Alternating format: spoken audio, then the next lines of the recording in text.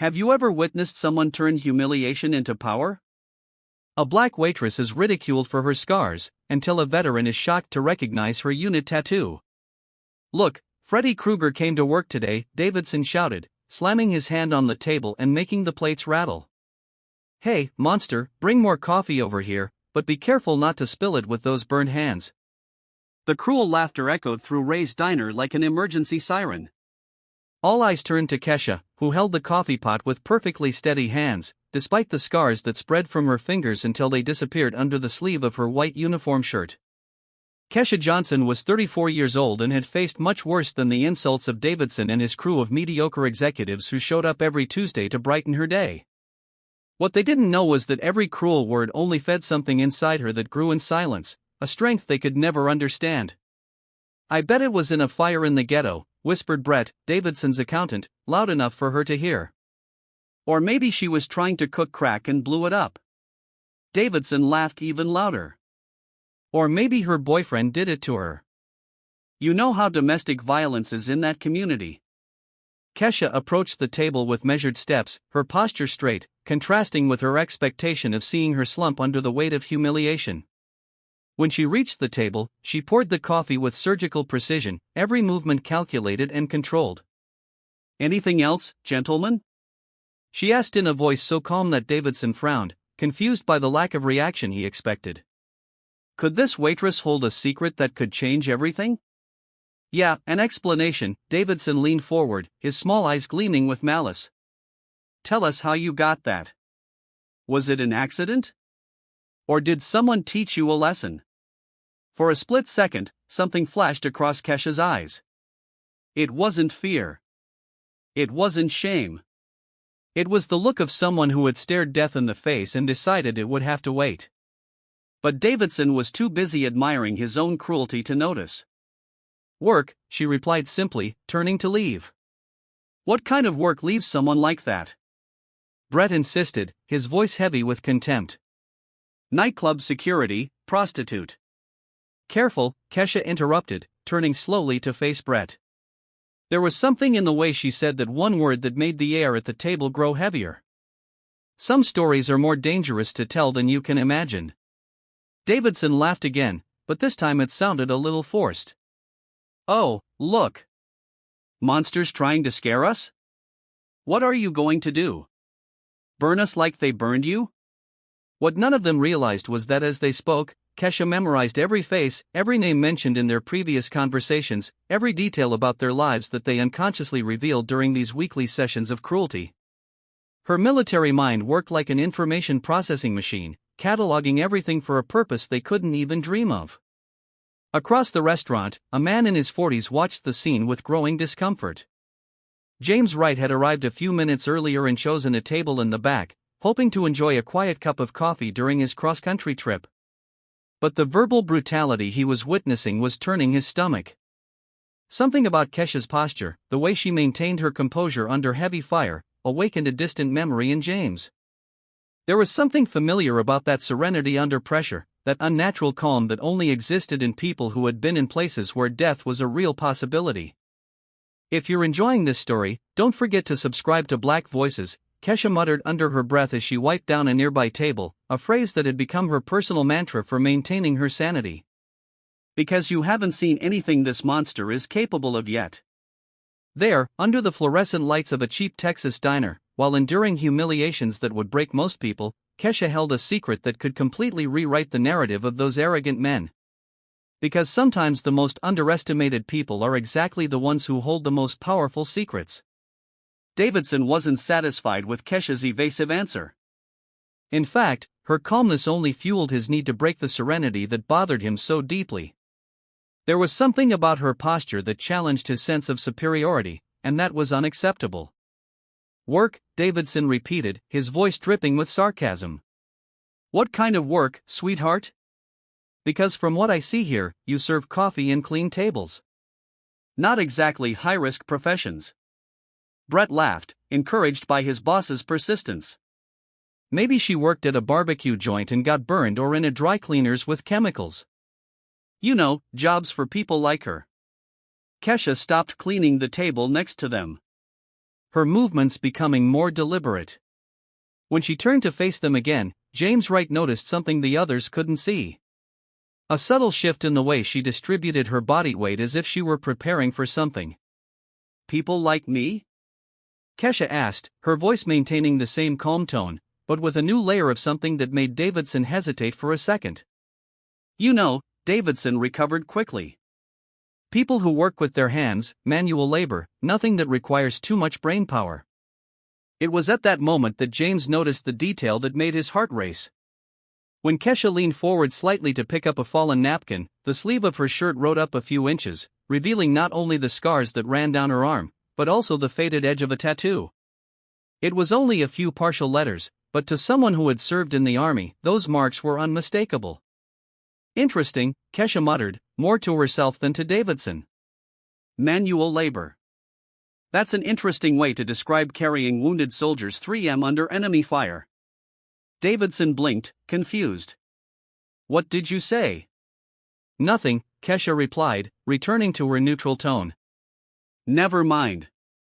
Do you want the bill, or are you going to stand here all day making comments about my appearance?"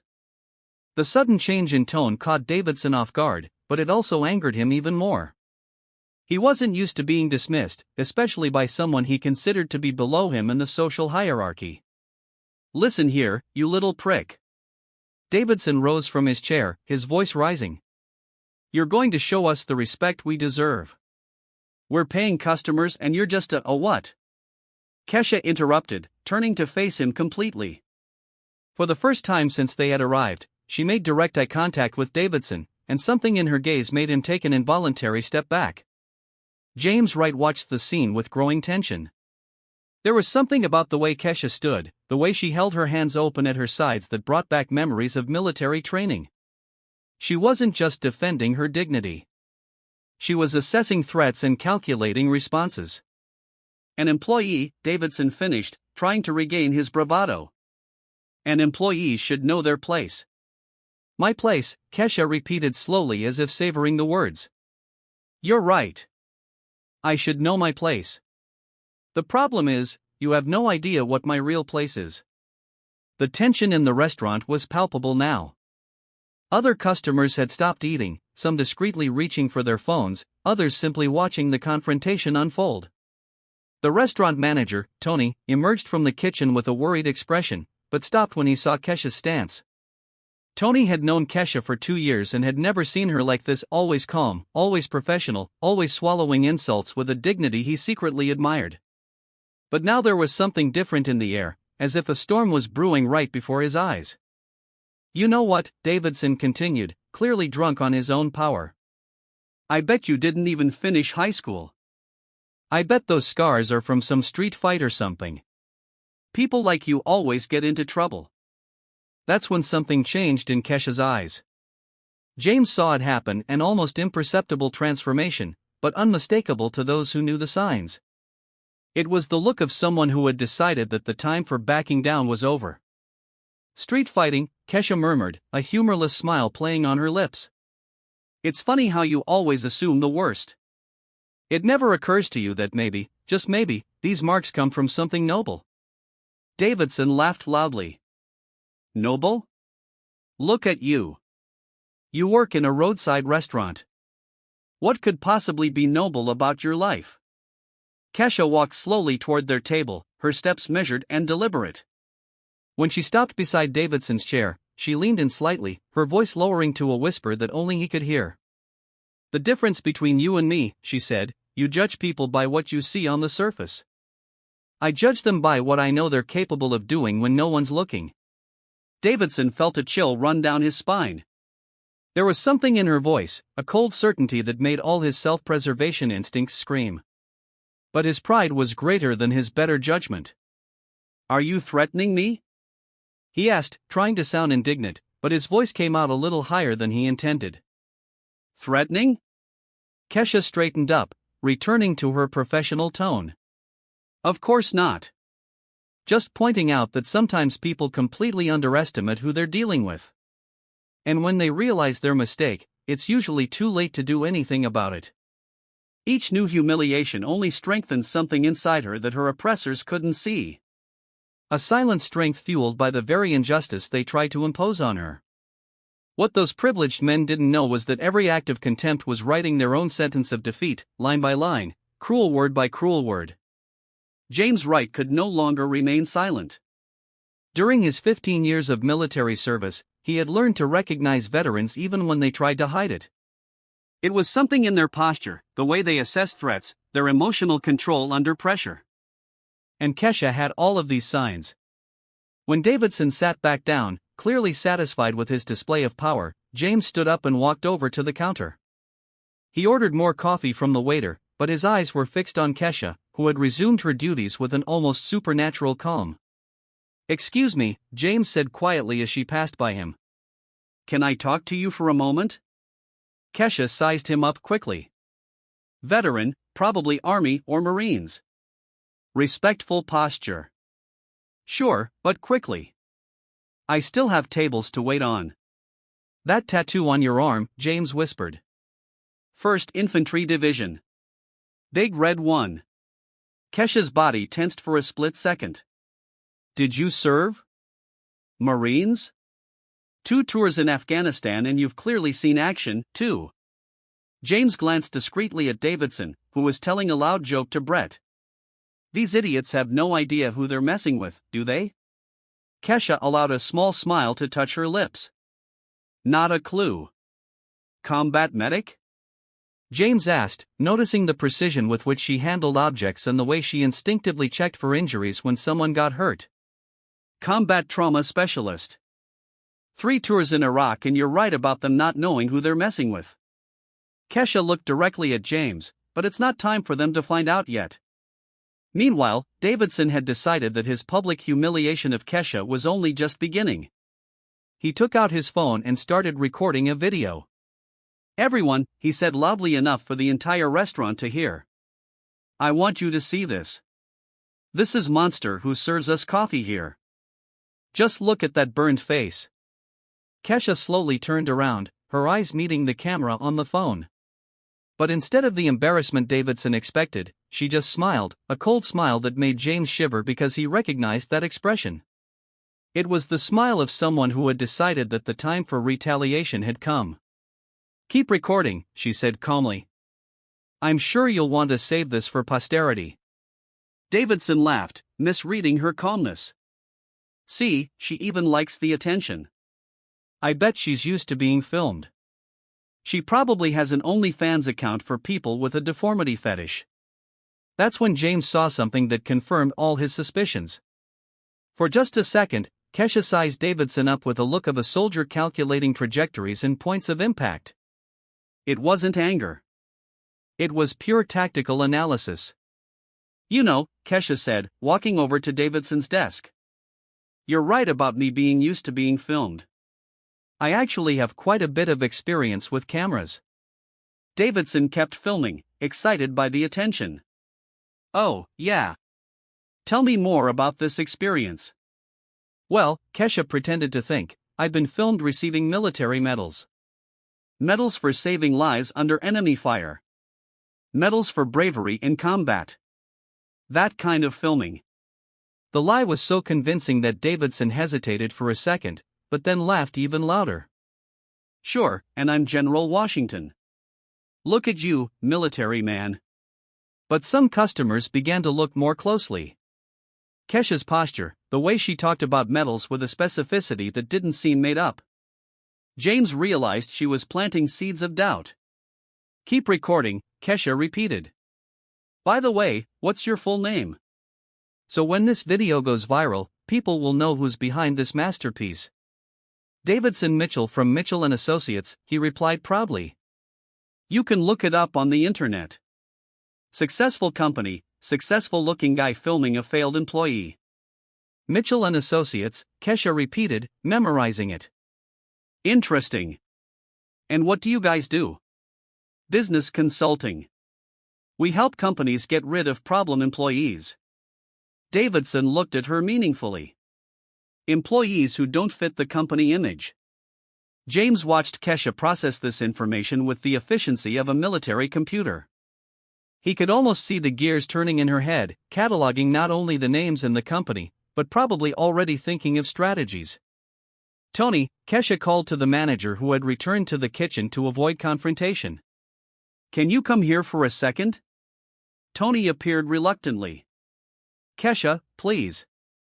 We don't want any trouble. There won't be any trouble, she said calmly. I just want you to witness that Mr. Davidson Mitchell of Mitchell & Associates is recording this video voluntarily using my name and image and making specific comments about my physical appearance. Tony blinked, confused. Okay. Thanks. And James, she turned to the veteran. Thank you for identifying yourself. Maybe we can talk more after my shift. Davidson was starting to get annoyed by Kesha's lack of emotional reaction. Hey, stop pretending you're in control. You're just a burned-out waitress that nobody wants around. You're right, Kesha agreed calmly. I'm just a waitress, someone you clearly consider invisible, harmless, someone who goes unnoticed while observing and learning things. Something in her tone made Davidson stop recording for a moment. What kind of things? Oh, you'd be surprised what an invisible person can hear during business conversations, especially when those conversations happen weekly at the same table for months on end. Kesha smiled again. But go ahead with your video. I'm sure your clients will love to see how you treat people you consider inferior. It was then that Davidson realized he might have said too much during all those Tuesdays. Details about questionable contracts, dubious practices, clients he had helped fire employees for discriminatory reasons. All said out loud in front of a mere waitress he considered too irrelevant to pose any threat. James saw the exact moment when Davidson's arrogance began to crack, replaced by a hint of concern. And he also saw the moment when Kesha decided she had gathered enough information for now. Well, gentlemen, it's been a pleasure as always, she said, tucking the pen into her apron pocket. See you next Tuesday. Or maybe not. As she walked away, James realized he had just witnessed the first moves of a military campaign. Kesha wasn't just a veteran trying to survive in the civilian world. She was a seasoned strategist who had just turned months of humiliation into ammunition for a war Davidson didn't even know he declared. For a moment, when she accepted the humiliations without fighting back, everyone thought they had broken her spirit. But those who know true military strength know that it grows precisely in silence, fueled by the patience and precision of those who have learned that the best revenge is the kind the enemy never sees coming. Davidson's phone began to ring insistently. It was Michael Stevens, his biggest corporate client. Davidson answered with a smug smile, keeping the camera on. Davidson, you need to explain a few things urgently. Stevens' voice sounded tense. I've just received some very disturbing information about your company. What are you talking about, Michael? Davidson laughed, looking at Kesha as if she were part of the joke. About the methods you use to fire employees using questionable criteria. That's when Kesha approached the table. Mr. Stevens, isn't that right? Your company has been mentioned several times here. Something about cleaning up the payroll of undesirable elements were the exact words. Davidson paled.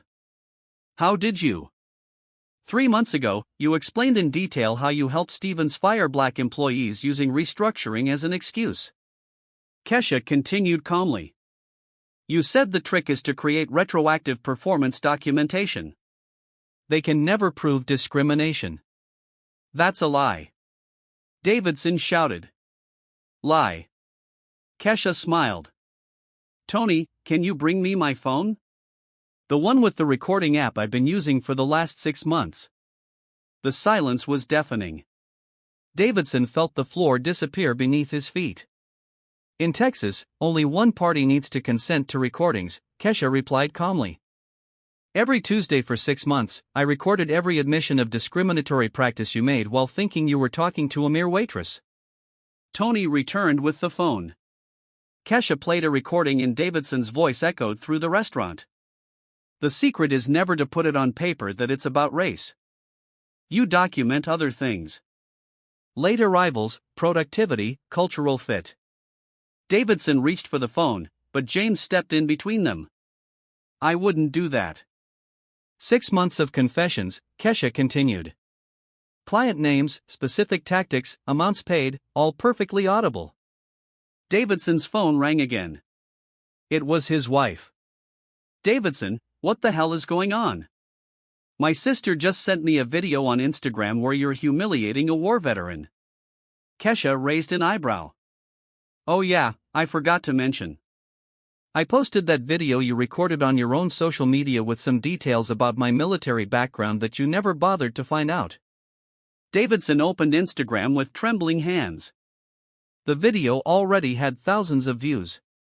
The description read, Mitchell & Associates CEO humiliates decorated war veteran. Sergeant Kesha Johnson served 3 tours in Iraq and saved dozens of American lives. No, this will ruin everything, Davidson muttered. There's more, Kesha said, showing him a folder on her phone. Over the past 3 months, I've investigated every aspect of Mitchell & Associates. Questionable contracts, unreported payments, connections to companies under federal investigation. She stood up, commanding absolute respect. The recordings have already been sent to the Department of Labor, the Equal Employment Opportunity Commission, and 3 offices specializing in discrimination. Davidson tried to protest, but Kesha continued relentlessly. The viral video will ensure that everyone knows who you really are. Your clients are already being contacted by civil rights activists. The phone exploded with calls. Each ring was another client canceling contracts. Why? Davidson asked, his voice broken. Why didn't you say who you were from the start? Kesha stared at him with unshakable dignity. Because men like you need to learn that respect shouldn't depend on uniforms. It should be automatic, basic, human. James stepped forward and extended his hand. Sergeant Johnson, it's been an honor to witness this. As Davidson and Brett left in complete despair, Kesha turned to the other customers. What about you? 6 months watching this happen. How many other people have you seen humiliated and chosen to do nothing? As the revelations piled up and the masks fell away, one thing became crystal clear. Davidson had picked the wrong person to humiliate at the wrong time for the wrong reasons. And now Kesha's true strength was being revealed through the systematic justice she had orchestrated with the patience of a war strategist. 6 months after that transformative day at Ray's Diner, Kesha Johnson was no longer just a waitress trying to survive in silence. The story of her life had spread nationally, turning her into a respected spokesperson for veterans' rights and victims of workplace discrimination. The diner itself had become a pilgrimage site for veterans from across the country. Tony, the manager, had created a hero's wall on the main wall, where Kesha's photo and military uniform took pride of place alongside dozens of other local veterans who finally felt comfortable sharing their stories. It's funny, Kesha remarked to James during one of her weekly visits. I spent 3 years hiding who I was, and now I can't hide it even if I wanted to. James smiled, watching the complete transformation of the environment. Sometimes we need to be broken to discover how strong we really are. Davidson Mitchell, on the other hand, was living a nightmare that seemed to have no end. Mitchell & Associates had closed its doors after losing all of its major clients. The viral video had been viewed by more than 10 million people, making his name synonymous with discrimination and corporate incompetence. His wife had filed for divorce, taking with her half of what remained of their assets after the court settlements. He called me last week, Kesha told James, serving coffee to a table of veterans who had driven 200 m just to meet her, apologizing, begging me to take the recordings off the internet. And what did you say? That some lessons need to be permanent to be effective. The federal investigation triggered by Kesha's recordings had revealed a scheme of discrimination far larger than anyone had imagined. 12 companies that had been clients of Mitchell & Associates were now facing lawsuits for discriminatory practices. And Davidson was cooperating with the authorities in a desperate attempt to reduce his own sentence. Brett, the accountant, had lost his professional license and was working at a convenience store across town. Every time someone recognized him from the viral video, he would lower his head and change aisles, carrying the weight of the shame his cruel words had created. What struck Kesha most was how the community had changed. Customers who had once pretended not to see the humiliation now made a point of greeting her, some even apologizing for their own omission. The old lady who always sat at the corner table had become one of Kesha's most vocal defenders, telling anyone who would listen about our local hero. "You know what I've learned?" Kesha said during an interview for a national podcast on veterans' rights.